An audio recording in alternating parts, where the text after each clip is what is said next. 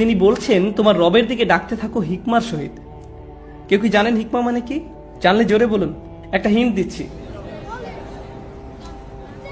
প্রজ্ঞা। সাবাস। হিকমা অর্থ হলো প্রজ্ঞা। আমি আজকে যে ব্যাপারে তর্ক করতে চাই তা হলো অধিকাংশ সময় আমরা ইসলামের ব্যাপারে প্রজ্ঞা ছাড়াই কথা বলি। আর আমরা যখন প্রজ্ঞার ব্যবহার করি না, মানুষকে ইসলামের দিকে আনার পরিবর্তে আমরা কি করি? তাদেরকে ইসলাম থেকে দূরে সরিয়ে দেই।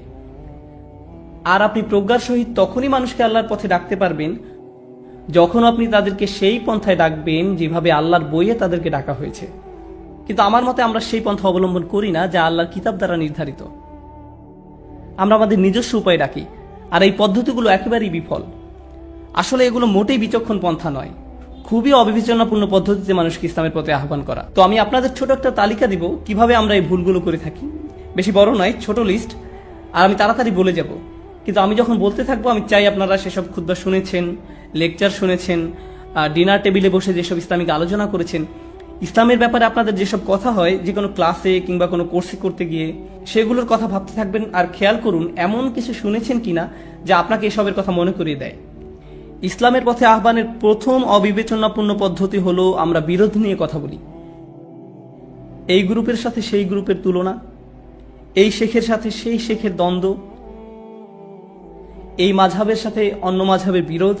তুমি এমন বলছো অথচ ওই শেখ অন্যরকম বলেছেন, তুমি তর্কে যেতে চাও? আর এমনও মানুষ আছে যারা বলে যে তারা ইসলামের ব্যাপারে কথা বলছে, কিন্তু তাদের মুখে একমাত্র যে কথাটা শোনা যায় তা হলো অন্য মানুষরা কি ভুল করছে। তাদের ইউটিউব চ্যানেল আছে, ফেসবুক পেজ আছে, ব্লগ আছে। এই মানুষগুলো অনেক পরিশ্রম করে অন্যের ভুল নিয়ে গবেষণা করার জন্য। আপনার জীবনে কি আর কিছু নেই? যাই হোক, তারা এমনটাই করে। তারা পড়াশোনা করে, তারা অনেক পড়াশোনা করে, আর তারপর বলে এই ভিডিওতে 87 নম্বর মিনিটে। ভাই, আপনি 87 মিনিট ধরে শুনেছিলেন কেবল একটা ভুল ধরার জন্য? অসাধারণ।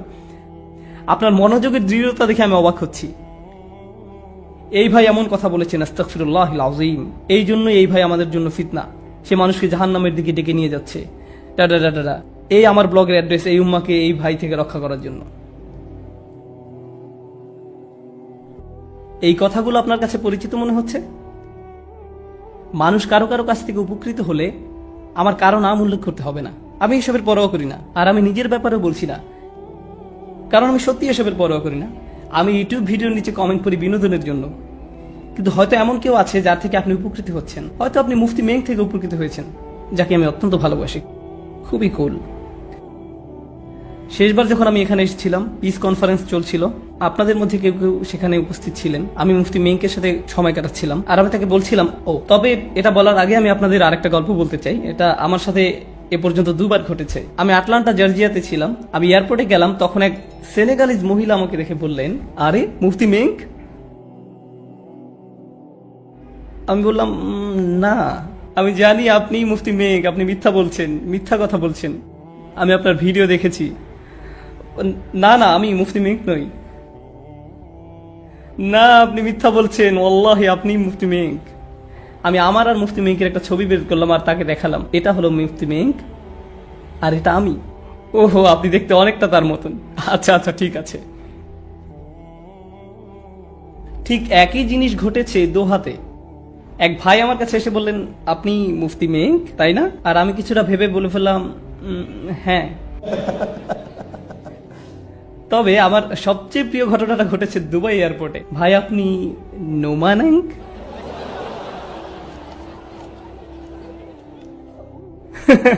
খুবই ভালো প্রশ্ন ছিল। হ্যাঁ, খুবই ভালো প্রশ্ন ছিল। তো আমি মুফতি মেংকের সঙ্গে ছিলাম, আর আমি তাকে বললাম, মুফতি জানেন আমাদের কি করা উচিত? আমি আপনার থোপ পরবো আর আপনি আমার স্যুট পরবেন। এরপর আমরা লেকচার দিব। আর আমরা কাজটা করেই ফেলতাম, কিন্তু সময় ছিল না। তবে পরের বার আমি মুফতি মেংকের মতো পোশাক পরবো আর তিনি আমার মতন। তো এই আমি কথা বলছিলাম জ্ঞানের অভাব নিয়ে। যাই হোক, আসল বক্তব্যে ফিরে আসি। এই আমি কথা বলছিলাম জ্ঞানের অভাব নিয়ে। হাত তুলুন তো যারা মুফতি মেং থেকে উপকৃত হয়েছেন। ওয়াও, দেখলেন তো? এজন্যই আমরা মানুষটাকে এত ভালোবাসি। আল্লাহ তাকেও তার পরিবারকে রক্ষা করুক।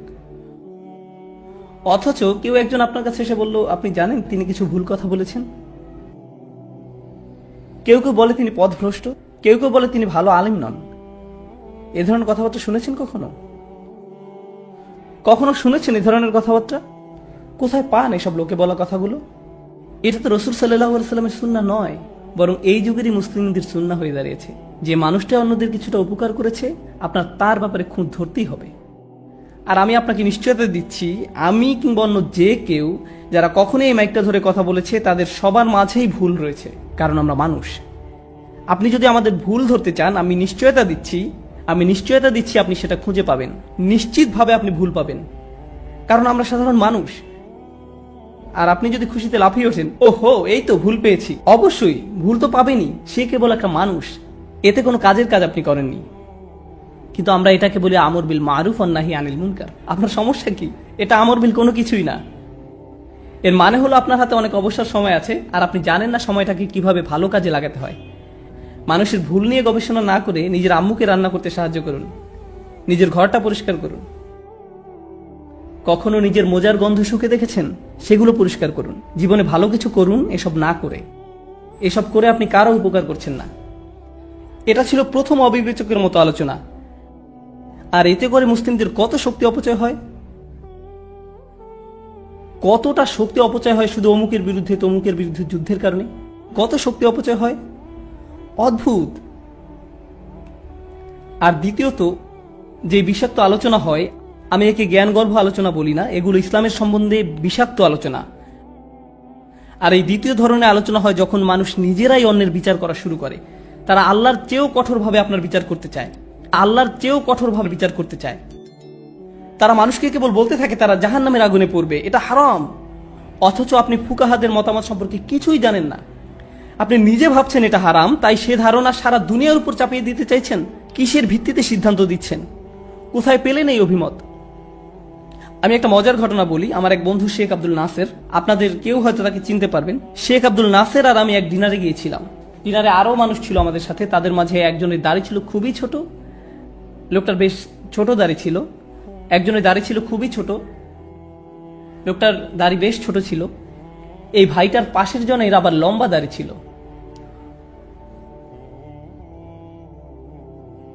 লম্বা দাড়িওয়ালা ভাইটা ছোট দাড়িওয়ালা ভাইটির দিকে তাকিয়ে বললেন, ভাই আপনার মুখটা তো হারাম। আর সে লোকটাকে ডিনারের টেবিলে অস্বস্তিতে ফেলে দিয়েছিল। আর আপনারা জানেন, যখন ফকিহ বিষয়ে আলোচনা হয় তখন আমি মুখ খুলি না, কারণ আমি ফকিহ নই, আমি আলিমও নই। কিন্তু শেখ আব্দুল নাসের আসলে একজন ফকিহ, আর তিনি তাদের কথা শুনছিলেন। বলা ভালো তাদের দুইজনেরই বয়স 20-এর বেশি নয়। ভাই আপনার মুখে এটা হারাম, হাদিসে বলা হয়েছে আপনার দাড়ি বড় করা উচিত। ঠিক তখন শেখ আব্দুল নাসের তার বারবিকিউ মাত্র মুখে তুলতে যাচ্ছিলেন, সেটা রেখে ছেলেটাকে সম্বোধন করলেন, ভাই আপনার এই হাদিসটা কোথায় পেয়েছেন? বুখারীতে আছে মনে হয়। কোন অধ্যায়ে? এই হাদিসের রাবিকে কে বর্ণনা করেছেন? কাদের কাছে বর্ণনা করেছেন? সাহাবারা হাদিসটি কিভাবে বুঝেছিলেন? তাবেঈগণ কিভাবে বুঝেছিলেন? ইমাম বুখারী নিজে হাদিসটির ব্যাপারে কি বলেছেন? ফাথুল বারীতে এই হাদিসটির কি ব্যাখ্যা করা হয়েছে? মালিকি মাযহাবে কি ব্যাখ্যা হয়েছে? শাফিঈ মাযহাবে কি ব্যাখ্যা হয়েছে? তখন সেই ভাই বলল, আপনি আমাকে অস্বস্তিতে ফেলছেন, দয়া করে অপমান করবেন না। শেখ বললেন, হ্যাঁ ঠিক, আমি আপনাকে অপমান করছি, কারণ আপনি ওই ভাইকে অপমান করেছিলেন। আপনি ঠিকমতো জানেন না, অথচ আপনি সব বিষয়ে হালাল কিংবা হারাম আখ্যা দিয়ে ফেলেন। আপনার কোনো যোগ্যতা নেই। আপনার গভীর আলোচনার মধ্যে দিয়ে যেতে হবে এটা বলার আগে যে মহান আল্লাহ কোনো কিছুকে নিষেধ করে দিয়েছেন। আপনার যথেষ্ট সচেতন থাকতে হবে। এটা কোনো ছোটখাটো বিষয় নয়। তিলকা হুদুদাল্লাহ, এটা আল্লাহর নির্ধারিত পথ। আপনি সবকিছুকে এভাবে হারাম হারাম বলে ঘোষণা দিতে পারেন না।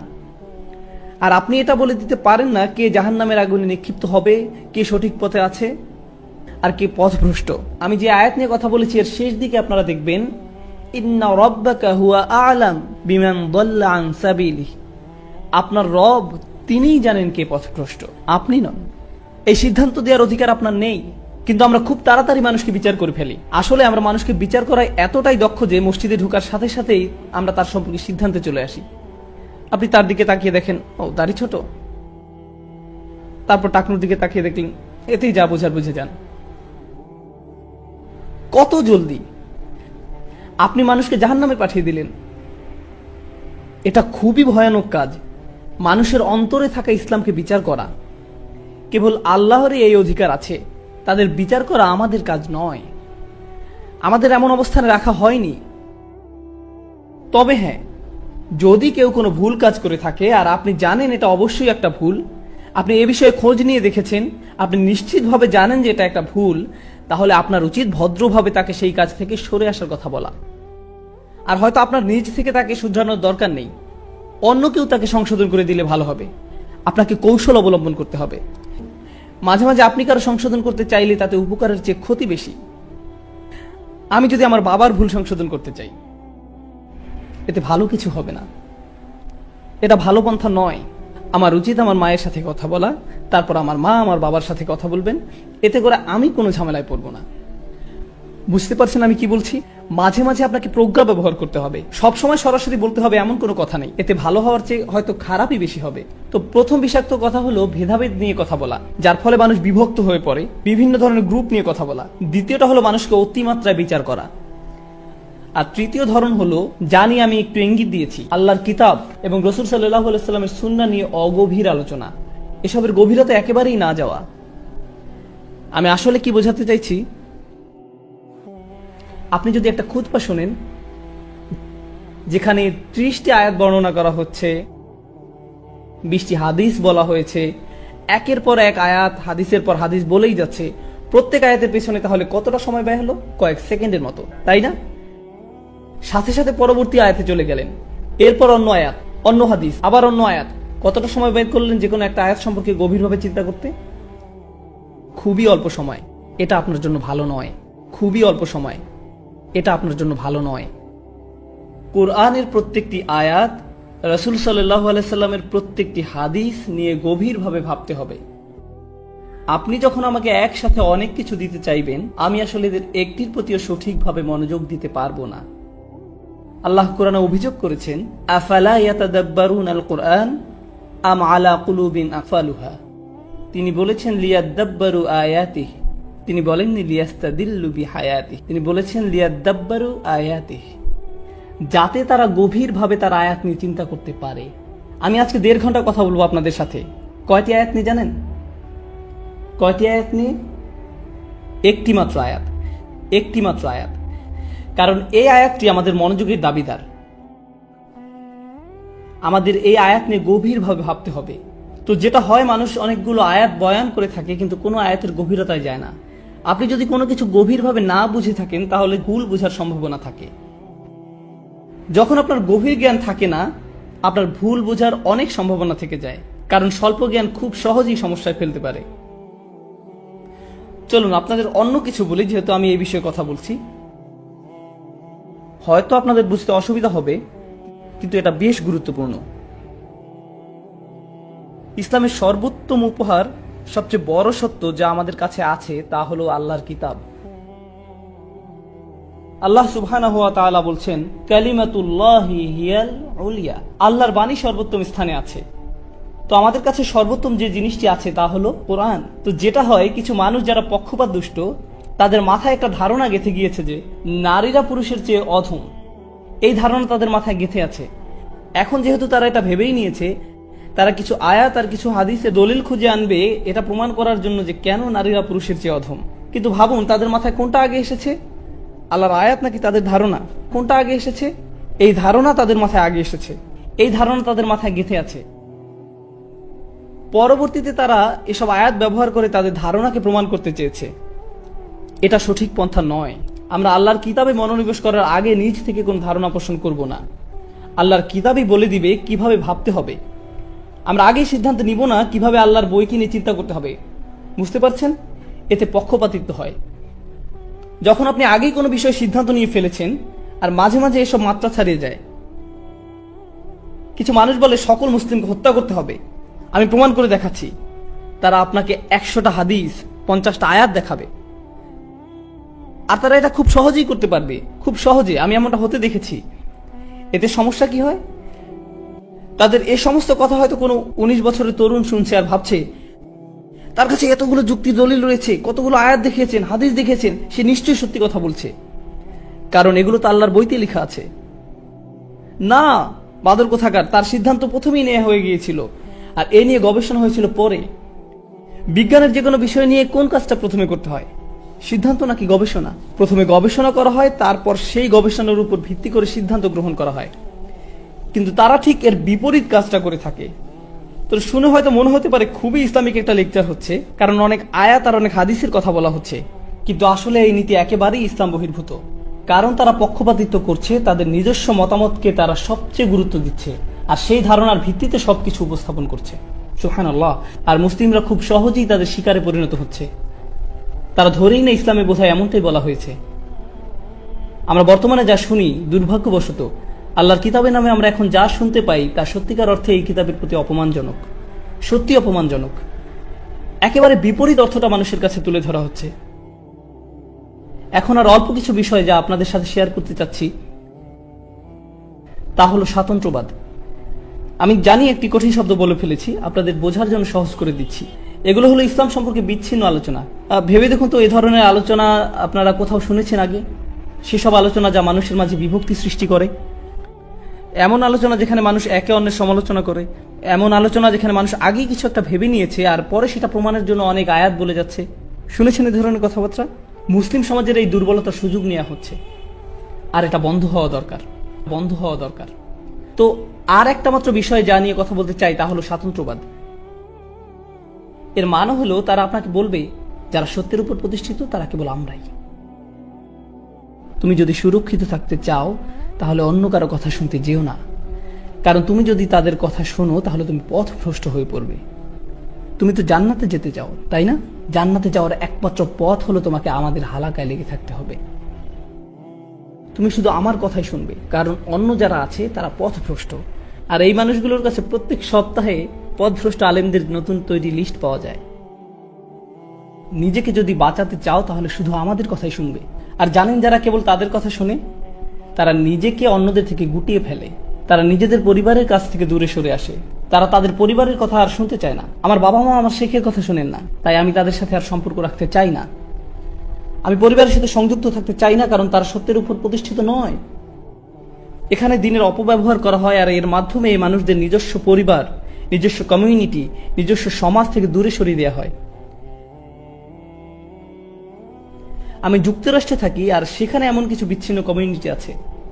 জানেন সেখানে তারা কি শেখায়? তারা শেখায় সকল অমুসলিম হলো কুফফার, তারা অপবিত্র, তারা খারাপ লোক, তাদের সাথে সম্পর্ক রেখো না। তুমি যদি তাদের সাথে সম্পর্ক রাখো, তাদের বন্ধু হও, যদি তাদের সাথে ভালোভাবে কথা বলো, যদি তাদের সাথে ব্যবসা করো, তাহলে তারা তোমার জন্য ফিতনা, তারা তোমাকে দিন থেকে দূরে সরিয়ে দিবে এবং তারা তোমাকে কাফির বানিয়ে ফেলবে।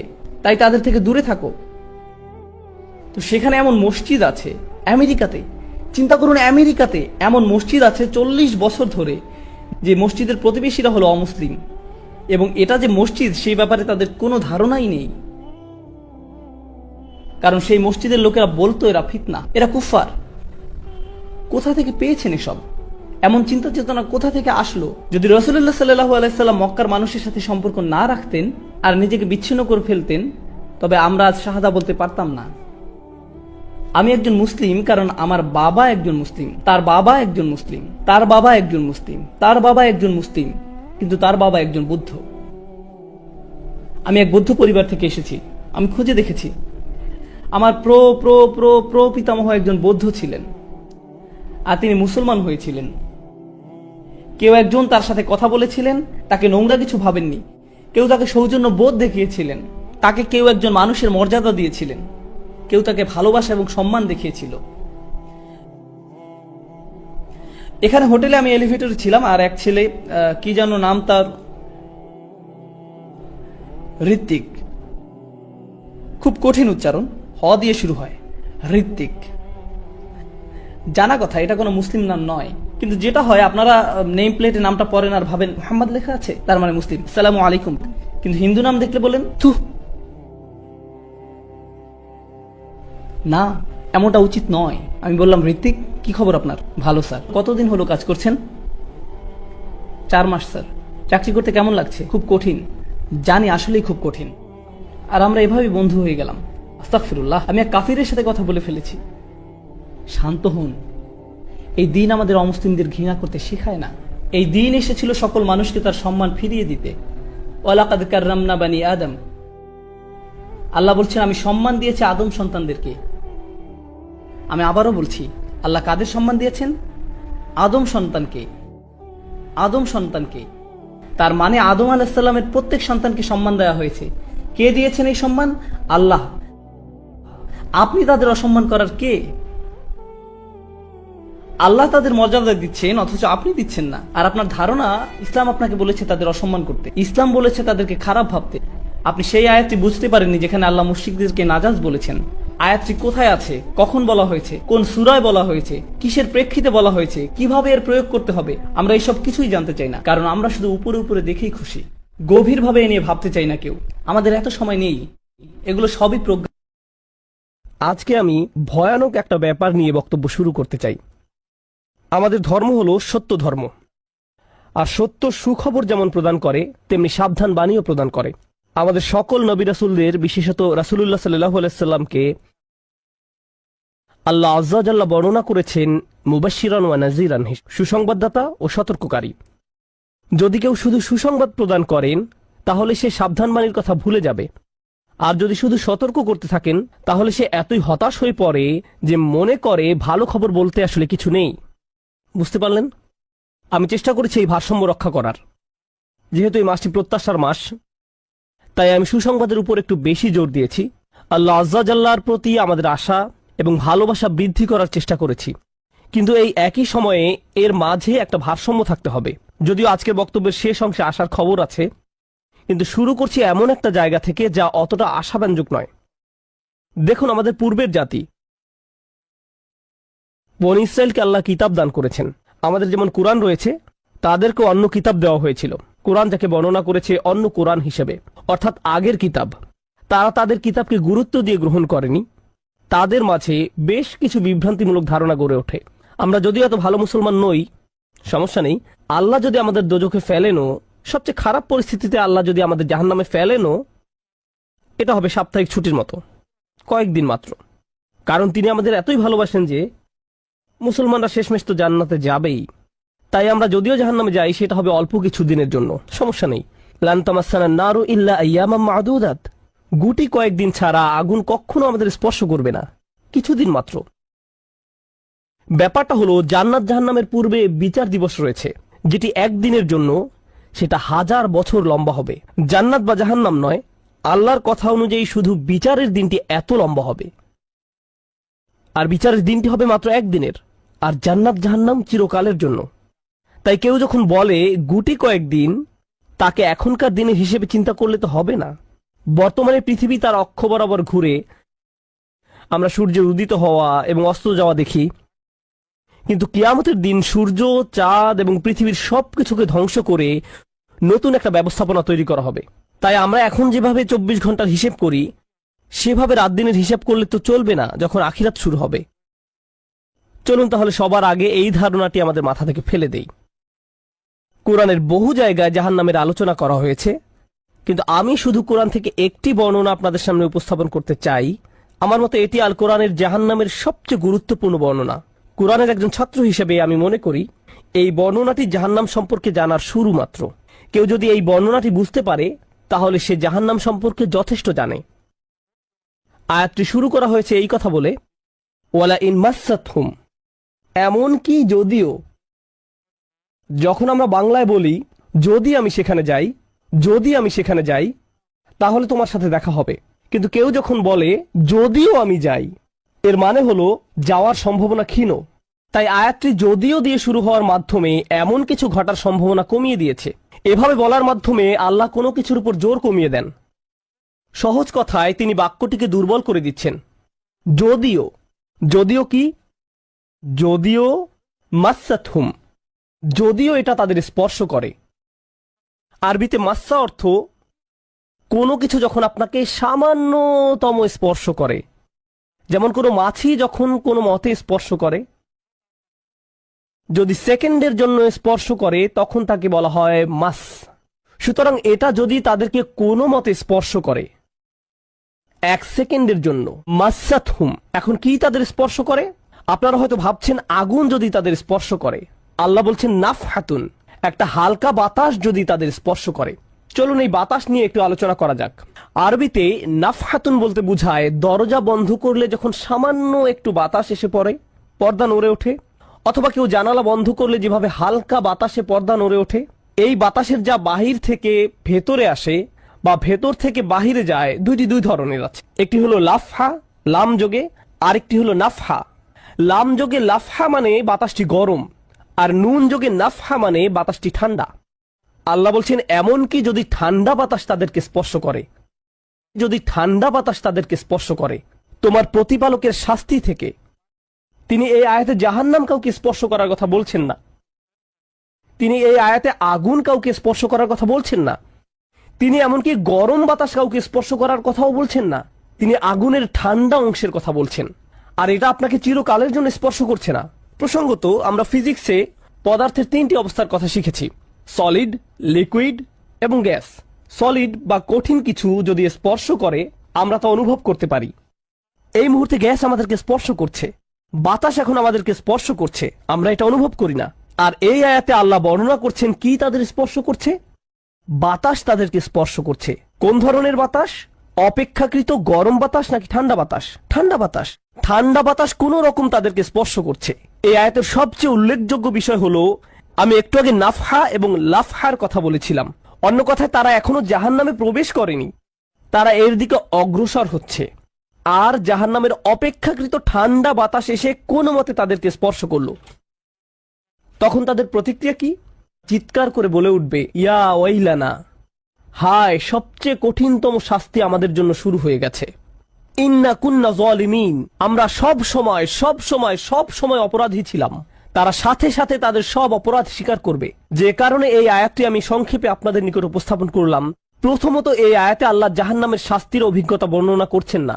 আল্লাহ সকল বিশ্বাসীকে জাহান্নামের আগুন থেকে মুক্ত রাখুন। কিন্তু আল্লাহ এখানে বর্ণনা করছেন এমনকি জাহান্নামের আগুনের কাছে গেলে এবং ক্ষণিকের জন্য এর বাতাসের সামান্য স্পর্শ লাগলে একজন মানুষ চিন্তা করা শুরু করবে এর চেয়ে আর ভয়ঙ্কর কোনো শাস্তি হতে পারে না। এজন্যই আল্লাহ দোজখের আগুন সম্পর্কে বলছেন, ইন্নাহা সাআত মুস্তাকাররা ওয়া মুকামা, নিশ্চয়ই তা অবস্থানস্থল ও আবাসস্থল হিসাবে কতই না নিকৃষ্ট। অল্প এবং বেশি যে কোনো সময়ের জন্য ওটা কত নিকৃষ্ট জায়গা। 1 সেকেন্ডের জন্য এটা ভাববেন না যে আমি তো খারাপ, আল্লাহ যদি আমাকে জাহান্নামে ফেলেনও এক সময় তো আমি এখান থেকে মুক্তি পাবো। এই ধরনের চিন্তাকে কখনো প্রশ্রয় দিবেন না। এই ভূমিকা দেওয়ার পর যখন বিচার দিবস শুরু হবে, যখন সমগ্র মানব জাতি একত্রিত হবে, তারা জানে না কোথায় যাবে, তারা জানে না কোন দিকে ফিরবে। এই ঘটনা আসলে রাসূলুল্লাহ সাল্লাল্লাহু আলাইহি সাল্লামের একটি হাদিসে উল্লেখ করা হয়েছে এবং জ্ঞানের প্রতি মুসলমানদের আগ্রহ ছিল সব সময়। তো একবার কিছু মানুষ বিখ্যাত সাহাবী আনাস ইবনে মালিক রাদিয়াল্লাহু তাআলা আনহুর কাছে এলো, কারণ মানুষ লোকমুখে এই খবর পেয়েছিল যে আনাস এই হাদিসটি জানতেন, আর এটি অনেক বড় একটি হাদিস, বুখারী শরীফে বর্ণিত আছে। এই ঘটনা ঘটে রাসূলুল্লাহ সাল্লাল্লাহু আলাইহি সাল্লামের ইন্তেকালের পরে। তিনি বলেন, হাদ্দাসানা মুহাম্মাদুন সাল্লাল্লাহু আলাইহি ওয়াসাল্লাম। এখন আনাস রাদিয়াল্লাহু তাআলা আনহু কথা বলছেন। তিনি বলেন, রাসূলুল্লাহ সাল্লাল্লাহু আলাইহি সাল্লাম আমাদের বলেছেন, ইযা কানা ইয়াউমুল কিয়ামাতি মা জান্নাসু বা'দুহুম ফি বা'দ। মনোযোগ দিয়ে শুনুন। যখন বিচার দিবস শুরু হবে, মানুষ ঢেউয়ের মতো একে অপরের উপর আশ্রয় পড়বে, সর্বত্র বিশৃঙ্খলা, সবাই একে অন্যের দিকে ছুটতে থাকবে। ফায়াতুনা আদম, তারা কোনো একভাবে আদম আলাইহিস সালামের দেখা পাবে, আদম আলাইহিস সালামের দেখা পাবে, তারা তার কাছে ছুটে আসবে। ফায়াকুলুনা ইশফা আলানা ইলা রাব্বিক, সমগ্র মানব জাতি আদম আলাইহিস সালামের কাছে ছুটে আসবে এবং বলবে, আপনি কি দয়া করে আমাদের পক্ষ থেকে আল্লাহর সাথে কথা বলতে পারবেন? আমরা আল্লাহর ভয়ে ভীত। আপনি তো প্রথম মানুষ, আপনি তো সেই ব্যক্তি যাকে আল্লাহ ফেরেশতাদের সিজদা দিয়ে সম্মানিত করেছেন, আপনাকেই তো পছন্দ করা হয়েছে, আমরা সবাই আপনার সন্তান, আপনি আমাদের পিতা, তাই দয়া করে আমাদের জন্য আল্লাহর সাথে কথা বলুন, আমরা খুবই ভীত। এরপর তিনি বলবেন, ফায়াকুলু লাস্তু লাহা, তিনি বলবেন, আমি এর যোগ্য নই, আমি পারবো না। ফায়াকুলু লাস্তু লাহা ওয়ালাকিন আলাইকুম বিইব্রাহিম, তোমরা কেন ইব্রাহিমের সাথে কথা বলছো না? তোমাদের উচিত ইব্রাহিমের সাথে কথা বলা। অতএব মানব জাতি এখন কার খোঁজ করছে? ইব্রাহিম আলাইহিস সালাম। ফাইন্নাহু খলিলুর রহমান, তার কাছে যাও, কারণ তিনি রহমানের খুবই কাছের বন্ধু। ওয়াত্তাখাযাল্লাহু ইব্রাহিমা খলিলা, কোরআনে এসেছে আল্লাহ ইব্রাহিমকে তার বন্ধুরূপে গ্রহণ করেছেন। তাই ইব্রাহিমের কাছে যাও, তিনি তোমাদের সাহায্য করতে পারবেন। তারা ইব্রাহিমের কাছে যাবেন। ফায়াতুনা ইব্রাহিমা ফায়াকুলু লাস্তু লাহা, তারা ইব্রাহিমের কাছে গেলে তিনি বলবেন, আমি এর যোগ্য নই, আমাকে এই কাজের জন্য তৈরি করা হয়নি, আমি তোমাদের জন্য আল্লাহর সাথে কথা বলতে পারবো না। ওয়ালাকিন আলাইকুম বিমূসা, তোমরা কেন মূসা আলাইহিস সালামের কাছে যাচ্ছ না? তো মানব জাতি মূসা আলাইহিস সালামের কাছে দৌড়ে যাবে। ফাইন্নাহু কালিমুল্লাহ, তিনি আল্লাহর সাথে অনেক কথা বলতেন। ওয়া কাল্লামাল্লাহু মূসা তাকলিমা, আর আল্লাহ মূসার সাথে কথা বলেছেন সরাসরি। সুতরাং তিনি যেহেতু আল্লাহর সাথে কথা বলতে অভ্যস্ত, আজকে তো কথা বলার উত্তম সময়, তিনি তোমাদের পক্ষ থেকে আল্লাহর সাথে কথা বলবেন। ফায়াতুনা মূসা ফায়াকুলু লাস্তু লাহা, মানব জাতি দৌড়ে মূসা আলাইহিস সালামের কাছে যাবে, তিনি বলবেন আমি এর যোগ্য না, আমি পারবো না। ওয়ালাকিন আলাইকুম বিঈসা, তোমরা ঈসা আলাইহিস সালামের কাছে কেন যাচ্ছ না? ফাইন্নাহু রূহুল্লাহ ওয়া কালিমাতুহু, তিনি হলেন আল্লাহর দেওয়া রূহ এবং তিনি আল্লাহর কালিমা, আল্লাহর হুকুমে তিনি অলৌকিকভাবে জন্মগ্রহণ করেন। কুন ফায়াকুন, অতএব তিনি যেহেতু সকল রাসূলদের মাঝে বিশেষ মর্যাদার অধিকারী, তার কাছে যাও, তার সাথে কথা বলো। সকল মানুষ দৌড়ে ঈসা আলাইহিস সালামের কাছে যাবে। ফায়াকুলু লাস্তু লাহা, তিনি বলবেন আমি পারবো না, এই কাজ আমার জন্য নয়, আমাকে এই কাজের জন্য তৈরি করা হয়নি। তারপর তিনি বলবেন ওয়ালাকিন আলাইকুম বি মুহাম্মাদিন সাল্লাল্লাহু আলাইহি ওয়াসাল্লাম, মানব জাতি তোমাদেরকে মুহাম্মদ সাল্লাল্লাহু আলাইহি ওয়াসাল্লামের কাছে যেতে হবে। মানুষেরা তখন রাসূলুল্লাহ সাল্লাল্লাহু আলাইহি ওয়াসাল্লামের কাছে যাবে। এখন রাসূল সাল্লাল্লাহু আলাইহি ওয়াসাল্লাম আমাদের বলছেন ফায়াতুনি ফাআকুল, সবাই তখন আমার কাছে আসবে আর আমি তাদেরকে বলবো। এখন রাসূল সাল্লাল্লাহু আলাইহি ওয়াসাল্লাম আমাদের বলছেন আনা লাহা, আমার জন্য এই কাজ, আমি এই কাজের যোগ্য। আনা লাহা ফাআস্তাযিনু আলা রাব্বি। প্রসঙ্গত আমি আপনাদেরকে আরো বলার পূর্বে বিচার দিনের একটা দৃশ্য হলো, আল্লাহ বলেন ইয়াউমা ইয়াকুমুর রূহু ওয়াল মালাইকাতু সাফফান লা ইয়াতাকাল্লামুনা ইল্লা মান আযিনা লাহুর রহমান ওয়া ক্বালা সাওয়াবা। যেদিন রূহ ও ফেরেশতাগণ সারিবদ্ধভাবে দাঁড়াবে, এমন এক সময় থাকবে যখন কেউ কথা বলতে পারবে না। এমন এক ধরনের নীরবতা, এমন নীরবতা বিরাজ করবে যার কথা মানবজাতি কোনোদিন শোনেনি। এমন ধরনের নীরবতার অস্তিত্ব কখনো কোনোদিন ছিল না।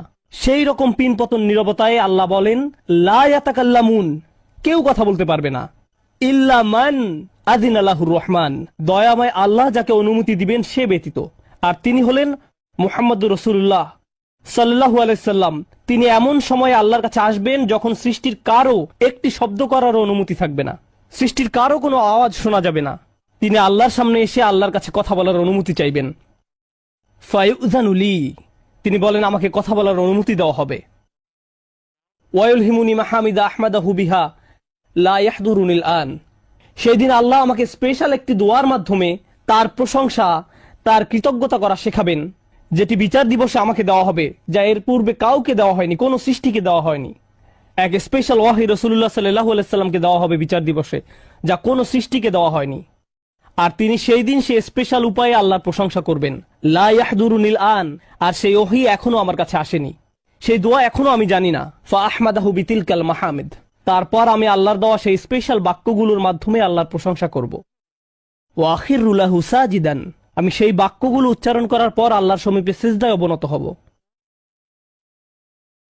কিয়ামতের দিনের দৃশ্যপটে রাসূলুল্লাহ সাল্লাল্লাহু আলাইহি সাল্লাম এমন জায়গায় থাকবেন, এই অবস্থাকে বলা হয় মাকাম মাহমুদা, একটা স্টেশন, অথবা বলতে পারেন এমন একটা স্টেজ যা প্রশংসিত, আর মানবজাতি সেটা প্রত্যক্ষ করবে। আমরা সবাই এটা দেখতে পাবো, আমরা সবাই তখন নিশ্চুপ থাকব, আর তিনি সিজদায় পড়ে যাবেন। তিনি যখন সিজদায় পড়ে যাবেন তখন আল্লাহ আযজা ওয়া জাল্লা তার সাথে কথা বলবেন। এতক্ষণ তিনি আল্লাহর সাথে কথা বলছিলেন, এখন আল্লাহ আযজা ওয়া জাল্লা তার সাথে কথা বলবেন। তিনি কি বলবেন? ইয়া মুহাম্মদ ইরফা রাসাকা, তিনি বলবেন মুহাম্মদ তোমার মাথা উত্তোলন করো। ওয়াকুল, বলো, ইউসমা আলাকা, তোমার কথা শোনা হবে। শুধু যে আল্লাহ তার কথা শুনবেন তা নয়, বরং বিচার দিনে উপস্থিত সবাই তার কথা শুনতে পাবে। ইউসমা আলাক, তারপর আল্লাহ বলেন ওয়াসাল তুতা, চাও তোমাকে দেওয়া হবে, তুমি যা চাও দেওয়া হবে। কিয়ামতের দিন আল্লাহর একটি সৃষ্টি কেমন পজিশনে থাকলে আমরা সবাই যখন আল্লাহর নিকট ভিক্ষা চাচ্ছি, আতমিম লানা নূরানা ওয়াগফির লানা, হে আমাদের পালনকর্তা আমাদের নূরকে পূর্ণ করে দিন এবং আমাদেরকে ক্ষমা করুন, এই কথা বলে আমরা আল্লাহ আযজা ওয়া জাল্লার কাছে কাকুতি মিনতি করতে থাকব। আর এখানে আল্লাহ তার এই সৃষ্টিকে বলছেন তুমি চাও, তুমি যা চাও আমি দিব, সাল তুতা। এই হলো আমাদের রাসূল সাল্লাল্লাহু আলাইহি সাল্লাম। তারপর আল্লাহ বলবেন ওয়াশফা, তুমি যদি কারো পক্ষ থেকে কথা বলতে চাও, তুমি যদি কারো ব্যাপারে সুপারিশ করতে চাও, যাও সুপারিশ করো। তুশাফা, আমি তোমাকে অন্য মানুষদের পক্ষ হয়ে কথা বলার অধিকার দিলাম। তুশাফা, এই গ্যারান্টি আল্লাহ তার রাসূল সাল্লাল্লাহু আলাইহি সাল্লামকে দিয়েছেন। ফাকুলু ইয়া রব, তখন আমি বলবো ইয়া রব, উম্মতি উম্মতি, তিনি সর্বসাকুল্যে এই কথা বলবেন, এটাই তার সম্পূর্ণ বাক্য, আমার উম্মাহ আমার উম্মাহ, আমার মানুষ আমার মানুষ। কিয়ামতের দিন সবাই বলবে নাফসি নাফসি, আমি নিজে আমি নিজে আমি নিজে। আল্লাহর নবীরা যারা মানুষকে আল্লাহর দ্বীনে আনার জন্য দিবারাত্রি পরিশ্রম করে গিয়েছেন, যেমন ইব্রাহিম আলাইহিস সালাম, যার এই দুনিয়ায় থাকাকালীন সময়ে শুধু একটাই উদ্বেগ ছিল মানুষের মুক্তি, বিচারের দিনে তিনি বলবেন না, যাও অন্য কোথায় যাও, যাও মুসার সাথে কথা বলো। মুসা আলাইহিসসালাম যিনি বনি ইসরায়েল নিয়ে চিন্তিত ছিলেন, তিনি বলবেন না, যাও ঈসার সাথে গিয়ে কথা বলো। আর আমাদের রাসূল সাল্লাল্লাহু আলাইহি সাল্লাম বলবেন, প্রসঙ্গত কোরআনে কিয়ামত দিবসের যে ভয়াবহতার কথা বর্ণনা করা হয়েছে তা একবার চিন্তা করে দেখুন। ইয়াউমা তারাউনাহা তাযহালু কুল্লু মুরদিআতিন আম্মা আরদাআত। প্রত্যেক মা যে তার বাচ্চাকে দুধ খাওয়াচ্ছে তার বাচ্চাকে ফেলে দিবে যেন সে কিছুই না। ইয়াফিরুল মারউ মিন আখিহি ওয়া উম্মিহি ওয়া আবিহি। সেদিন মানুষ তার ভাইয়ের কাছ থেকে পালাবে, মায়ের কাছ থেকে পালাবে, বাবার কাছ থেকে পালাবে, ওয়া সাহিবাতিহি ওয়া বানিহি, তার স্ত্রীর কাছ থেকে পালাবে, ছেলেমেয়ের কাছ থেকে পালাবে। আপনাদের কেউ কেউ হয়তো ইতিমধ্যে স্ত্রীর কাছ থেকে পালিয়ে বেড়ান, তাই আপনাদের কাছে হয়তো এটা অতটা ভীতিপ্রদ নয়। এই আয়াত হয়তো আপনার জন্য ভয়ের নয়, কেউ কেউ ভাবছে অবশেষে। যাই হোক, সমস্ত গুরুত্বের সাথে সেই দিন সবাই কাকে নিয়ে উদ্বিগ্ন থাকবে? নিজেকে নিয়ে। প্রকৃতপক্ষে সেদিন প্রত্যেক ব্যক্তি বলবে, ওমান ফিল আরদি জামিআ সুম্মা ইউনজিহ, সবাইকে জাহান্নামে নিয়ে যান এবং বিনিময়ে আমাকে জান্নাতে প্রবেশ করতে দিন। এটাও কোরআনে এসেছে। মানুষ সেদিন এমন মরিয়া হয়ে উঠবে, সেদিন একজন মানুষ আল্লাহর সাথে কথা বলবেন, আর প্রথম যে শব্দগুলো তার মুখ থেকে উচ্চারিত হবে তা হলো উম্মতি উম্মতি। আপনার জন্য আপনার রাসূলের ভালোবাসা এমনই প্রগাঢ় সাল্লাল্লাহু আলাইহি সাল্লাম। আমার উম্মাহ, আমার উম্মাহ। যদি আমরা তাকে ভালোবেসে থাকি, তাহলে যেই উম্মতের জন্য আল্লাহ রাসূলের এত ভালোবাসা, সেই উম্মতের জন্য আমাদের অন্তরে কিভাবে এত ঘৃণার বাস হয়? কিভাবে সম্ভব এটা? কিভাবে আমাদের পরস্পরের প্রতি এত ক্রোধ, বিচার, সমালোচনা, বিভক্তি, বিদ্বেষ, অনুমান, অহংকার? আর এই মানুষগুলো দাবি করে তারা রাসূলুল্লাহ সাল্লাল্লাহু আলাইহি সাল্লামকে ভালোবাসে। এইসব তুচ্ছ বিষয় ভুলে যেতে এই ভালোবাসা কি যথেষ্ট নয়? আমাদের কোন পার্থক্যগুলো এর চেয়ে বড়? তো যখন রাসূলুল্লাহ সাল্লাল্লাহু আলাইহি সাল্লাম বলবেন উম্মতি উম্মতি, আল্লাহ সুবহানাহু ওয়া তাআলা বলবেন ফায়াকুলু ইনতালিক ফাআখরিজ মিনহা মান কানা ফি কলবিহি মিসকালা শাইরাতিন মিন ঈমান। মনোযোগ দিয়ে শুনুন, যাও এখান থেকে বের করে নাও যাদের অন্তরে ঈমান আছে, এমনকি এখানে শারিয়া মানে বার্লি দানা, যা সামান্য একটু লম্বা হয়, যাদের অন্তরে এতটুকু পরিমাণ ঈমানও আছে, যে কোনো ঈমান যদি তাদের অন্তরে থেকে থাকে, তাহলে তাদেরকে বের করে নাও। আপনি এগিয়ে যান এবং বের করে নিন। দৃশ্যপটটি কল্পনা করুন। রাসূলুল্লাহ সাল্লাল্লাহু আলাইহি সাল্লাম মানুষকে রাখছেন, যাও যাও যাও, তিনি তাদেরকে সরিয়ে নিচ্ছেন। কিছু মানুষকে নিয়ে যাওয়ার পর ফেরেশতারা থামিয়ে দিলেন, কারণ কারো কারো ঈমান এর চেয়েও ছোট। সামান্য পরিমাণ ঈমান বলতে আসলে কি বোঝায়? কেউ একজন হারাম কোনো কাজে যুক্ত ছিল, সে ভয়ানক কিছু একটা করছিল, কাজটা করে ফেলার পর তার মনে অনুশোচনা জাগ্রত হলো, তার ভেতর থেকে কিছু একটা বলছে এটা খারাপ কাজ, আমার এটা করা উচিত নয়, আল্লাহ আমাকে এটা সম্পর্কে জিজ্ঞাসা করবেন।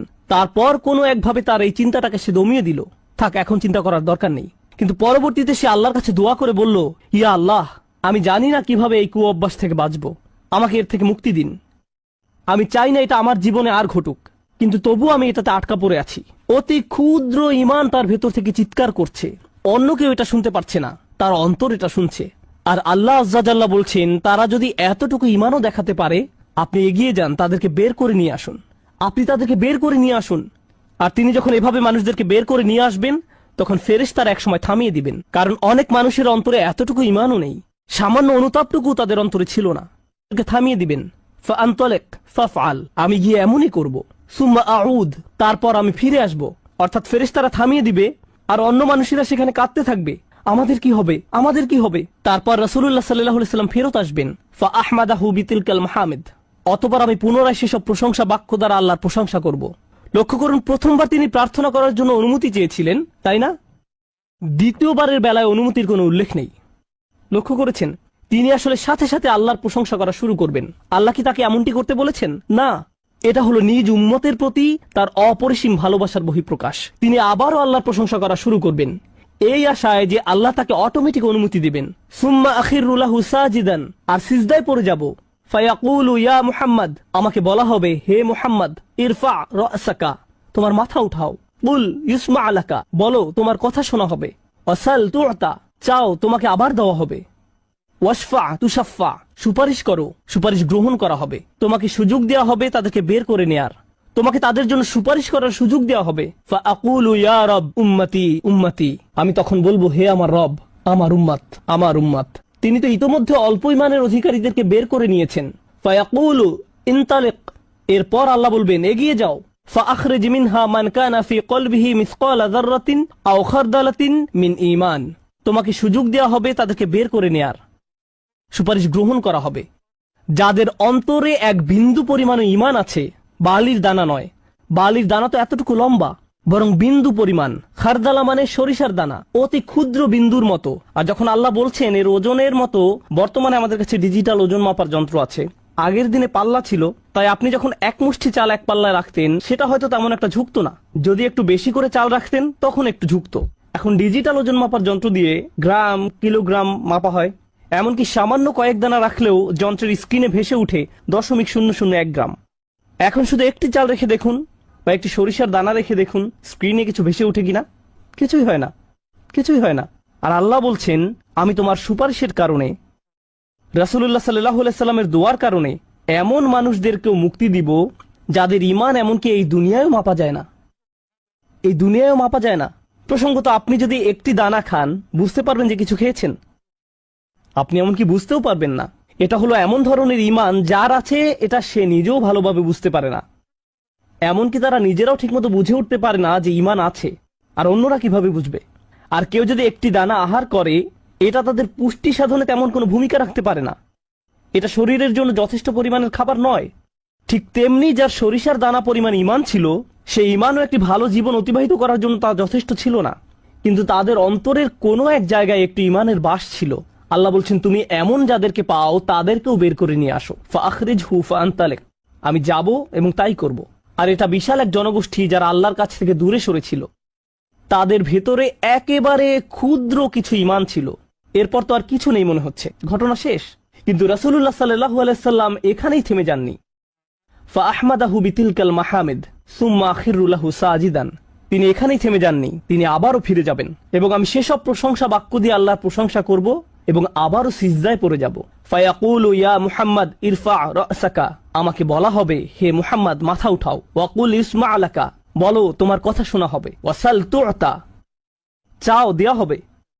আল্লাহ আজ্জা ওয়া জাল্লা সহজেই বলতে পারতেন তুমি তো ইতিমধ্যে চেয়েছো এবং তোমাকে দেয়া হয়েছে, কিন্তু তৃতীয়বারের মতো রাসূলুল্লাহ সাল্লাল্লাহু আলাইহি সাল্লামকে বলা হচ্ছে ওয়াশফা তুশাফা, এগিয়ে যাও, মানুষের জন্য সুপারিশ করো, গ্রহণ করা হবে, তোমাকে তাদের পক্ষে চাওয়ার সুযোগ দেওয়া হবে, আমি তোমাকে এটা দিচ্ছি। ফাআকুলু ইয়া রব উম্মতি উম্মতি, আমার উম্মাত আমার উম্মাত। এখন চলুন এখানে একটু থামি। যদি আপনি এই সুযোগ পেতেন, আল্লাহ যদি আপনাকে বলতেন তুমি যা চাও তাই পাবে, তুমি চাও দেয়া হবে, যা কিছুই তুমি চাও না কেন, আমাদের বিশাল একটা লিস্ট আছে, একটা লিস্ট আছে। রাসূলুল্লাহ সাল্লাল্লাহু আলাইহি সাল্লামকে এই সুযোগ কয়বার দেওয়া হয়েছে? কত মিলিয়ন মানুষকে ইতিমধ্যে রক্ষা করা হয়েছে। তৃতীয়বার তো তিনি নিজের জন্য কিছু চাইতে পারতেন। আমরা তো মানুষ, আল্লাহ যদি বলেন চাও আমি দিব, আর এই মানুষটি আল্লাহর সামনে দাঁড়িয়ে আছেন আর তাকে বলা হচ্ছে, কিন্তু তারপরেও তার জিহ্বায় উম্মাহ উম্মতি উম্মতি। তো আল্লাহ বলবেন ফায়াকুলু ইনতালিক, সামনে এগিয়ে যাও। ফাখরিজ মান কানা ফি কলবিহি আদনা আদনা আদনা মিসকাল হাব্বাতিন খরদালিম মিন ঈমান, যাও সামনে এগিয়ে যাও এবং এমন প্রত্যেক ব্যক্তিকে বের করে আনো যার একটি সরিষার অতি ক্ষুদ্র অতি ক্ষুদ্র অতি ক্ষুদ্র অংশ পরিমাণ ঈমান আছে। এত ক্ষুদ্র বিন্দু যাকে আপনারা হয়তো মাইক্রোস্কোপিক বলবেন, যদি তাদের এক অ্যাটম বা এক সাব অ্যাটমিক কণার পরিমাণ ঈমান থাকে, এই পৃথিবীতে যা দেখা শোনা বা উপলব্ধি করা সম্ভব নয়। যদি তাদের গভীর অবচেতন মনের কোথাও কণা পরিমাণ ঈমান থাকে, যদি তাদের ততটুকু ঈমান থাকে, এগিয়ে যাও এবং তাদের বের করে নিয়ে আসো। যদি তাদের অন্তরে এতটুকু ঈমান থাকে, তো আল্লাহ রাসূলুল্লাহ সাল্লাল্লাহু আলাইহি সাল্লামকে বলবেন ফাখরিজহু মিনান নার, তাদেরকে আগুন থেকে বের করে আনো। কথাটা মনোযোগ দিয়ে শুনুন, তাদেরকে কোথা থেকে বের করে আনো? আগুন থেকে। অর্থাৎ কিছু মানুষ ইতোমধ্যে জাহান্নামে পতিত হয়ে গেছে। অনেক মানুষ এই হাদিস পড়ে মনে করে আমরা জাহান্নাম থেকে মুক্তি পেয়ে যাব, আগুন আমাদের স্পর্শ করবে না।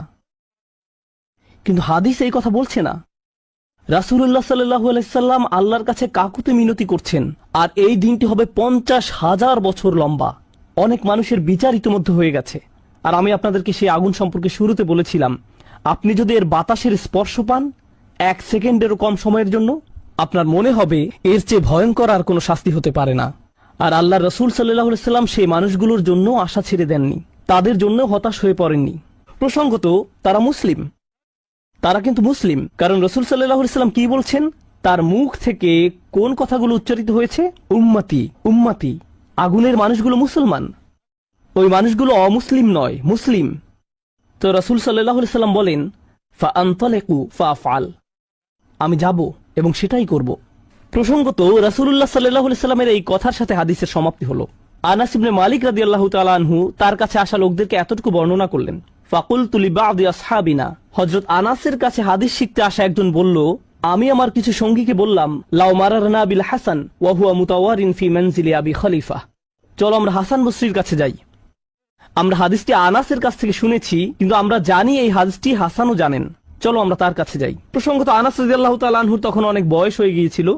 এই হাদিসে কতবার রাসূল সাল্লাল্লাহু আলাইহি সাল্লাম আল্লাহর কাছে গেলেন? 3 বার। রাসূলুল্লাহ সাল্লাল্লাহু আলাইহি সাল্লাম ইন্তেকাল করেছেন বহু বছর আগে। আমরা জেনেছি এই হাদিস হাসান বসরিও জানেন। তারা আগে কখনো এই ধরনের কথা শুনেনি। খুবই আশ্চর্যজনক কথা। এজন্য তারা ব্যাপারটা যাচাই করতে চাচ্ছিলেন যে দেখা যাক হাসান বসরিও একই হাদিস বর্ণনা করেন কিনা। তারা শুনেছে হাসান বসরি বাস করেন আবু খলিফার বাড়ির পেছনের একটি ঘরে। তাই তারা হাসান বসরিকে খুঁজতে লাগলো। তারা তাকে খুঁজে পেলেন।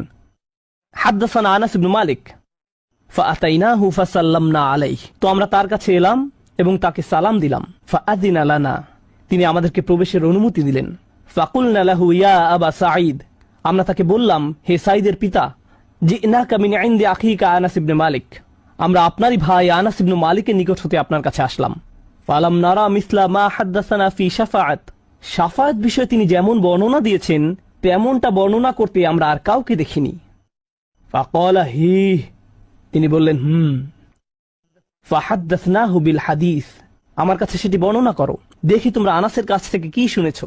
তো তারা তার নিকট সম্পূর্ণ হাদিসটি বর্ণনা করে শোনালেন। ফাআনতাহা ইলা হাযাল মাওদি', আমরা এই পর্যন্ত অর্থাৎ 3 বার রাসূল সাল্লাল্লাহু আলাইহি সাল্লামের সুপারিশের কথা বলে শেষ করলাম। ফাকালা হি, তিনি বললেন আরো বর্ণনা করো। ফাকুলনা লাম ইয়াজিদ লানা আলা হাযা, আমরা বললাম তিনি তো এর অধিক আমাদের কাছে বর্ণনা করেননি, আমাদেরকে এতটুকুই বলেছেন। এখন হাসান কথা বলছেন, লাকাদ হাদ্দাসানি ওয়া হুয়া জামিউ মুনযু 20 সানাতান, তিনি অর্থাৎ আনাস আমার কাছে এই হাদিস বর্ণনা করেছেন যখন তিনি তখন যুবক ছিলেন, 20 বছর আগে। কত বছর আগে? 20 বছর আগে। আমি নিশ্চিত না তিনি কি বাকিটুকু ভুলে গেলেন, নাকি তিনি তোমাদেরকে বাকিটুকু বলেননি, কারণ তাহলে তোমরা অলস হয়ে পড়বে। ফালা আদ্রি আনাসি আম কারিহা আন তাত্তাকিলু, তিনি এরপর বললেন, এই হাদিসের চতুর্থ একটি অংশ আছে, আর আমি নিশ্চিত নই তোমাদের বলা উচিত কিনা, কারণ তার এখন বয়স বেশি হয়েছে, তার স্মরণশক্তি ওইভাবে কাজ করছে না। কিন্তু আমার সন্দেহ তিনি তোমাদের বলেননি, কারণ তোমরা এতে অলস হয়ে পড়বে। তারা বলল, ইয়া আবা সাঈদ হাদ্দাসানা, আপনি কি আমাদেরকে এটা বলতে পারেন? আমরা আসলে জানতে চাই। ফাদহিকা, তিনি হাসতে শুরু করলেন। ফাকালা খুলিকাল ইনসানু আজুলা, তিনি কোরআনের একটি আয়াত উল্লেখ করে বললেন, মানুষকে সৃষ্টি করা হয়েছে তাড়াহুড়া প্রবণ করে। মা যাকারতুহু ইল্লা ওয়া আনা আদরি আন উহাদ্দিসুকুম হাদ্দাসানি কামা হাদ্দাসাকুম বিহি, আমি তো বর্ণনার উদ্দেশ্যেই তোমাদের কাছে বিষয়টি উল্লেখ করলাম। তিনি তাদেরকে উৎসুক করে তুলেছিলেন, আমি তোমাদেরকে বলবো, তিনি তোমাদের নিকট যা বলেছেন তা সত্য। হাসান আরো বলেন, রাসূলুল্লাহ সাল্লাল্লাহু আলাইহি সাল্লাম বলেন, এরপর আমি চতুর্থবারের মতো ফিরে আসব। ফাআহমাদাহু বিতিলকাল মাহামিদ, এবং সেসব প্রশংসা বাক্য দিয়ে আল্লাহর প্রশংসা করব, যে বাক্যগুলো আল্লাহ আমাকে দিয়েছেন, যা অন্য কোন সৃষ্টিকে এর পূর্বে দেয়া হয়নি, এবং সিজদায় পড়ে যাব।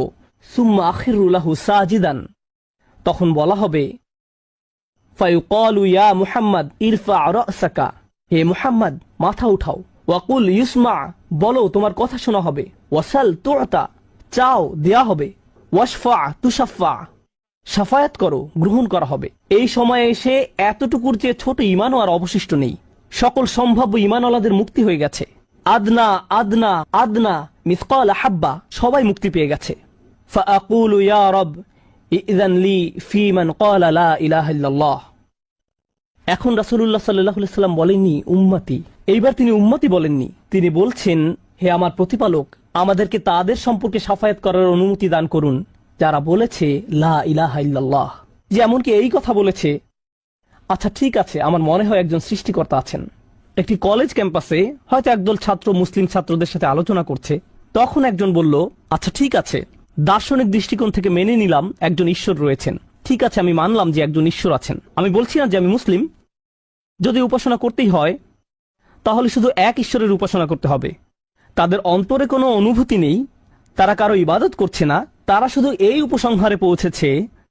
প্রসঙ্গত এই ধরনের একটা সাদৃশ্য পাওয়া যায় সূরা হুজরাতের একটা আলোচনায়। আল্লাহ বলছেন, ফাকালাতিল আরাবু আমান্না কুল লাম তুমিনু ওয়ালাকিন কুলু আসলামনা। বেদুইনরা বলে, আমরা ঈমান এনেছি। বলো তোমরা ঈমান আনোনি, বরং তোমরা বলো আমরা আনুগত্য স্বীকার করেছি। তোমরা শুধু ইসলামের প্রাথমিক ধারণা গ্রহণ করেছো। ধারণা থাকে এখানে, আর ঈমান কোথায় থাকে? যাদের অন্তরে কিছু ঈমান ছিল তাদের ইতোমধ্যে নেওয়া হয়ে গেছে।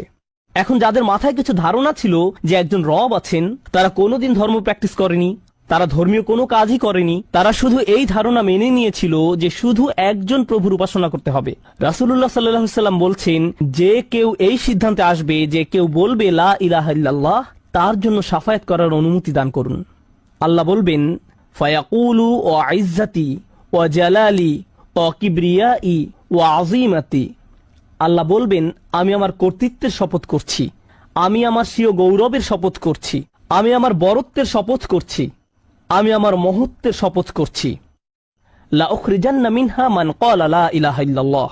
আমি স্বয়ং অবশ্যই তাদের সবাইকে জাহান্নাম থেকে বের করব যারা বলেছে লা ইলাহা ইল্লাল্লাহ, তোমার এই সুপারিশের কারণে। সাল্লাল্লাহু আলাইহি সাল্লাম। জাহান্নাম কতটা ভয়ঙ্কর তার একটা ছোট্ট নমুনা দিয়ে আমি আজকের আলোচনা শুরু করেছিলাম। এখন সব শেষে রাসূলুল্লাহ সাল্লাল্লাহু আলাইহি সাল্লাম আমাদের জন্য এই শাফায়াত করছেন। এই হাদিসটি অন্যতম গুরুত্বপূর্ণ একটি হাদিস। এমনকি 20 বছর পরে আনাস ইবনে মালিক এখন বৃদ্ধ হয়ে গেছেন, মানুষ তখনও তার কাছে শাফায়াত বিষয়ে জানতে এসেছেন। এমনকি আজকের দিনেও এই হাদিসটি অন্যতম শক্তিশালী একটি হাদিস, এবং অন্যতম এই জন্য যে ভুলভাবে ব্যবহার করার একটি বক্তব্য রাসূলুল্লাহ সাল্লাল্লাহু আলাইহি সাল্লামের। কখনোই এর অপব্যবহারের চিন্তাও করবেন না। এটা ফ্রি হয়ে যাওয়ার লাইসেন্স নয়। যদি আমরা মনোযোগের সাথে পড়ি তাহলে আমরা বুঝব যে আল্লাহ এমন মানুষদেরকে জাহান্নাম থেকে বের করে আনার জন্য অনুমতি দেবেন যাদের ঈমান যথেষ্ট ছিল না, যাদের সৎ কাজ যথেষ্ট ছিল না। পক্ষান্তরে এমন অনেক মানুষ থাকবে যাদের অন্তরে ঈমান আছে, যাদের ডান হাতে সৎ কাজ আছে, আর এই সৎ কাজগুলো বিচারের দিনে আলোতে পরিণত হবে। হৃদয়ের ঈমানও বিচারের দিনে জ্যোতিতে পরিণত হবে। ইয়াসআ নূরুহুম বাইনা আইদিহিম ওয়া বিআইমানিহিম। তাদের বুকের ভেতর থেকে আলো ছুটতে থাকবে এবং তাদের ডান হাত থেকে এই আলো টর্চে পরিণত হবে, গাড়ির হেডলাইটের মতো। চারপাশে থাকবে অন্ধকারাচ্ছন্ন, আর আপনি জান্নাতের দিকে ছুটতে থাকবেন। আপনাকে জাহান্নাম অতিক্রম করে যেতে হবে, এটা আল্লাহর নির্দেশ। ওয়া ইম মিনকুম ইল্লা ওয়ারিদুহা। জান্নাতে যেতে হলে সবাইকে জাহান্নাম অতিক্রম করে যেতে হবে, সবাইকে, এর কোনো ব্যতিক্রম নেই। আর এই ব্রিজ অতিক্রম করতে হলে আপনার আলো লাগবে। যদি আলো না থাকে তাহলে পড়ে যাবেন। তো মানুষ যখন হেঁটে যাচ্ছে তখন অনেকের এত পরিমাণ আলো থাকবে যেন মক্কা থেকে সিরিয়া দেখা যাচ্ছে, আর কারো কারো এত অল্প পরিমাণ আলো থাকবে যে তারা কোনো মতে পায়ের সামনের কিছু অংশ দেখতে পাবে, কারণ তাদের ঈমান দুর্বল ছিল। কিন্তু এই হাদিস এমন মানুষদের সম্পর্কে নয় যাদের সামান্য কিছু আলো থাকবে বা অনেক বেশি আলো থাকবে। এই হাদিস এমন মানুষদের সম্পর্কে যাদের আলো এত স্বল্প পরিমাণ যে এটি দিয়ে কিছুই দেখা যাচ্ছে না। আর যাদের আলো আছে তারা আল্লাহর কাছে ভিক্ষা করতে থাকবে, রব্বানা আতমিম লানা নূরানা ওয়াগফির লানা। আমাদেরকে আমাদের আলো পূর্ণ করে দিন, ব্যাটারি যেন শেষ হয়ে না যায়। আমাদেরকে জান্নাতের গেটে পৌঁছে দিন, আমাদেরকে ক্ষমা করে দিন। আমরা আল্লাহর কাছে ভিক্ষা চাচ্ছি যেন তিনি আমাদের কপালে রাসূলুল্লাহ সাল্লাল্লাহু আলাইহি সাল্লামের শাফায়াত জুড়ে দেন। তিনি যেন আমাদেরকে তাদের অন্তর্ভুক্ত করেন যারা আরশের ছায়ায় থাকবে। আমরা আল্লাহর কাছে প্রার্থনা করছি তিনি যেন আমাদেরকে তাদের অন্তর্ভুক্ত করেন যাদেরকে এমনকি জাহান্নামের আগুনের ঠান্ডা বাতাসও স্পর্শ করবে না। আমরা আল্লাহর কাছে দোয়া করছি তিনি যেন আমাদেরকে তার রাসূলের অনুগত উম্মায় পরিণত করে দেন। তাদের অন্তর্ভুক্ত নয় যাদের ব্যাপারে তিনি অভিযোগ করবেন, বরং তাদের অন্তর্ভুক্ত করুন যাদের জন্য তিনি সুপারিশ করবেন। আগেরবার আমি বলেছিলাম একদল মানুষ সম্পর্কে রাসূলুল্লাহ সাল্লাল্লাহু আলাইহি ওয়াসাল্লাম অভিযোগ করবেন, ইন্না কওমি ইত্তাখাযু হাযাল কুরআনা মাহজুরা। হে আমার রব, নিশ্চয়ই আমার কওম এই কোরআনকে পরিত্যাজ্য গণ্য করেছে। আমরা তাদের অন্তর্ভুক্ত হতে চাই না। আমরা তাদের অন্তর্ভুক্ত হতে চাই যাদের জন্য তিনি আল্লাহর কাছে সুপারিশ করবেন। আল্লাহ যেন আমাদের সবাইকে তার রাসূলের শাফায়াতের যোগ্য করে দেন।